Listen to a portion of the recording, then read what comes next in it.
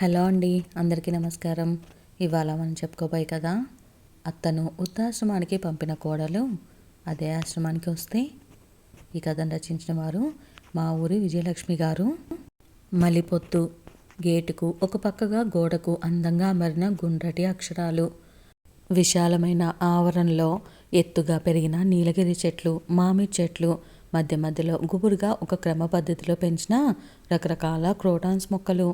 వాటి మధ్య ఏపుగా ఎదిగిన మొక్కలకు విరిసి చిరుగాలికి తలలుపుతున్న ఊసులాడుకుంటున్న ముద్దబంతి పువ్వులు. వాటి వెనక నుంచి ఒక ఫెన్సింగ్ లాగా బోగస్ విల్లా చెట్లు. అప్పుడప్పుడే చల్లబడుతున్న వాతావరణం. చల్లటి పిల్లగాలులు, పక్షుల కువకువలతో ఆహ్లాదకరంగా ఉంది. ఆ వాతావరణంలో వాకింగ్ చేస్తూ కొందరు చెట్ల కింద ఉన్న సిమెంట్ బెంచీల మీద కూర్చొని మరికొందరు వృద్ధులు సేద తీరుతూ ఉన్నారు. ఇద్దరు ముగ్గురు చొప్పున ఒక దగ్గర కూర్చొని ఊసులాడుకుంటున్నారు. అలా తన మలిపొద్దు నేస్తాలతో ముచ్చట్లాడుతుంది వర్ధనమ్మ. 90 ఏళ్ల వయసులో కూడా తన పనులు తానే చేసుకోవటమే కాదు, చాలా చలాకీగా ఉంటుందావిడ. కనపడ్డ వారందరినీ పిలిచి మరీ పలకరిస్తుంది. వాళ్ళు కూడా ఆమెను అత్త, అమ్మ, వదిన అంటూ వరుసలు కలిపి పిలుస్తూ ఆత్మీయత కురిపిస్తారు.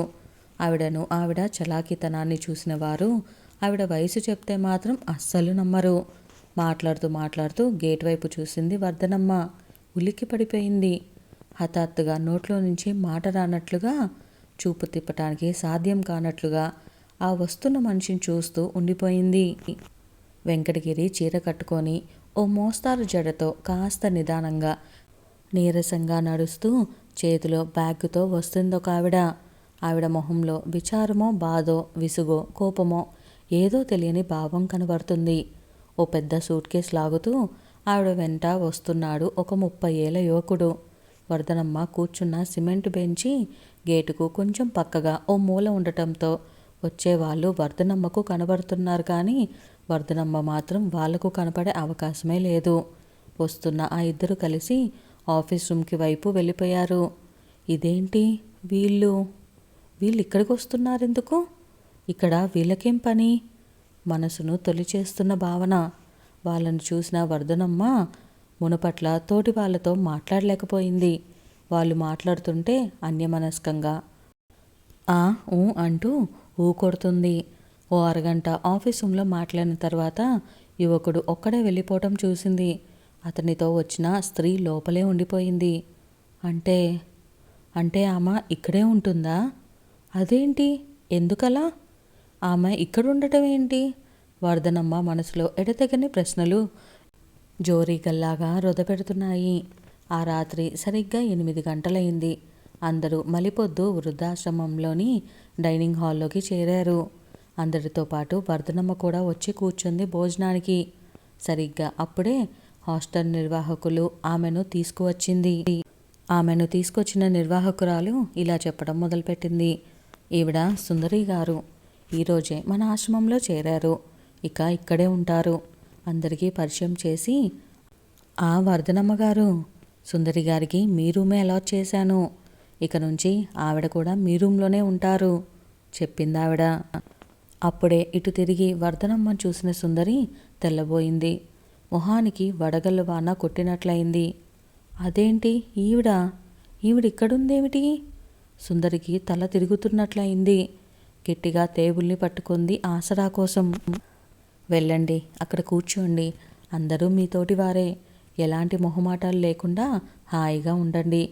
వర్ధనమ్మ పక్కన ఖాళీ సీటు చూపించి వెళ్ళిపోయిందావిడ. నెమ్మదిగా వర్ధనమ్మ పక్కకొచ్చిన సుందరి తల వంచుకుంది. అదేమిటంటే మీరు ఇక్కడ ఏదో చెప్పబోయింది. ముందు భోజనం చేయి సుందరి. గదికి వెళ్ళిన తర్వాత మాట్లాడుకుందాం నెమ్మదిగా చెప్పి భోజనం చేయటం మొదలుపెట్టింది వర్ధనమ్మ. ఒక్కసారి ఆమెను దీర్ఘంగా చూసి తను భోజనం చేయటంలో పడింది సుందరి. ఇద్దరు భోజనం చేసి గదిలోకొచ్చారు. గదిలోనే కాసేపు అటు ఇటు వాకింగ్ చేసి వచ్చి మంచం మీద కూర్చుంది వర్ధనమ్మ. ఆమె మంచానికి ఎదురుగానే ఉన్న తన మంచం మీద తల వంచుకొని కూర్చుంది సుందరి. కాసేపు ఇద్దరూ మౌనంగా ఉండిపోయారు. సుందరి ఏదో చెప్పాలని ప్రయత్నిస్తుంది, కానీ చెప్పలేకపోతుంది. నెమ్మదిగా వచ్చి సుందరి పక్కన కూర్చుంది వర్ధనమ్మ. "ఆ, ఇప్పుడు చెప్పు సుందరి" అంది. "మీరు ఇక్కడికి ఎలా?" తన అనుమానాన్ని పూర్తిగా బయటపెట్టలేకపోతుంది సుందరి. వర్ధనమ్మకు ఆమె ఏం అడగాలనుకుంటుందో అర్థమైంది. చిన్నగా నవ్వి ఇలా చెప్పింది. "నీ అనుమానం నాకు అర్థమైంది. పక్క ఊళ్ళో వృద్ధాశ్రమంలో ఉండవలసిన నేను ఇక్కడికెలా వచ్చాననే కదా?" ఆ ఆశ్రమం వారు ఆ స్థలాన్ని లీజుకు తీసుకున్న సమయం అయిపోయిందంట.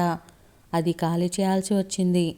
ఇక్కడ ఎవరో దాతలు సహాయంతో ఈ స్థలం తీసుకొని గదులు కట్టారు. పైగా ఇక్కడైతే ఆశ్రమం నడపడానికి అనుకూలంగా ఉంటుందని ఇక్కడికి మార్చారు. అందుకే అక్కడున్న అందరం ఇక్కడికి చేరాము.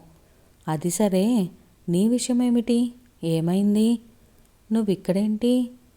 ఆర్దోక్తిగా ఆపేసింది వర్ధనమ్మ. అదే, అబ్బాయికి యుఎస్లో జాబ్ వచ్చింది. కోడల్ని కూడా తీసుకొని వెళ్ళిపోతున్నాడు. ఆయన సంగతి మీకు తెలిసిందే కదా.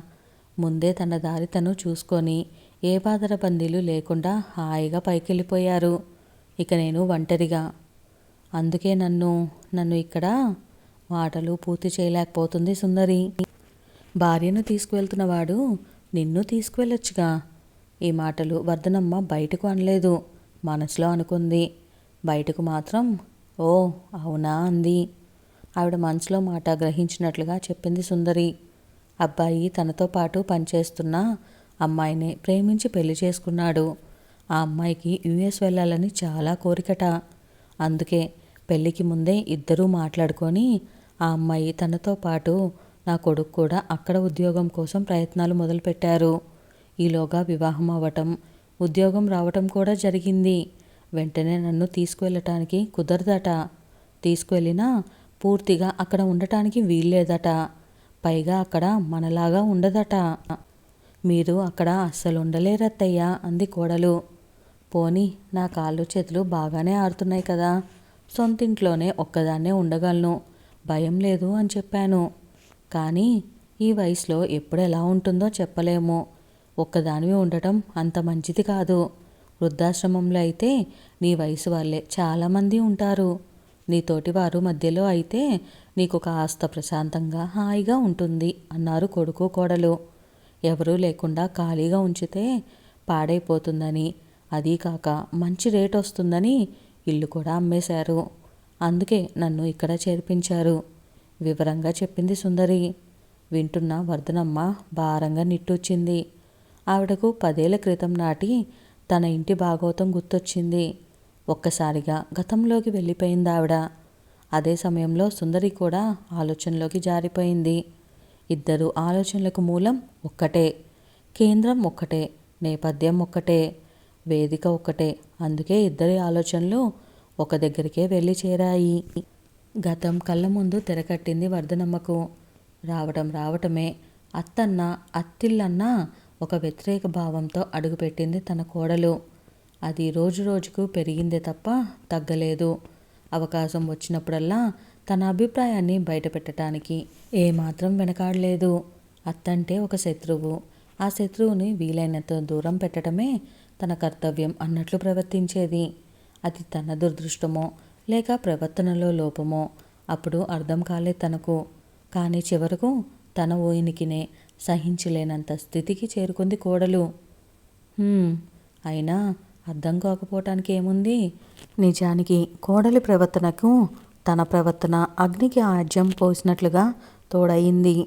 కొడుకును తన నుంచి ఎక్కడ ఎగరేసుకుపోతుందో అన్న అభద్రభావంతో కూడిన మూర్ఖత్వం నాది. కొడుకును నా చెయ్యి జారిపోకుండా చూసుకునే ప్రయత్నంలో కోడల్ని వీలైనంత అదుపాజ్ఞలో ఉంచాలి అన్న దుర్బుద్ధితో కోడలేం చేసినా తప్పు పట్టడమే కాదు, ఆమెను ఎట్టి పరిస్థితుల్లోనూ నోరెత్తకుండా చేయాలన్న కుతంత్రంతో ఆడపిల్లను ఓ పద్ధతి పాడు లేకుండా పెంచారని, పెంపకం సరిగ్గా లేకపోతే ఇలాగే తయారవుతారని కోడలి తల్లిదండ్రుల్ని కూడా దూషించాను. అక్కడితో ఆగినా బాగుండేది. కొడుకుతో మరీ సన్నిహితంగా ఉంటే ఎక్కడ కొడుకును కొంగు కట్టేసుకుంటుందో అని వాళ్ళిద్దరినీ సాధ్యమైనంత దూరంగా ఉంచటానికి ప్రయత్నించాను. ఎక్కడ దగ్గరైపోతారో అని కాపలా కాశాను. ఇలా తన చేతులారా తనే కోడలికి తనకు మధ్య దూరం పెంచుకోవటమే కాదు, పోడ్చలేని అగాధం ఏర్పరచుకుంది.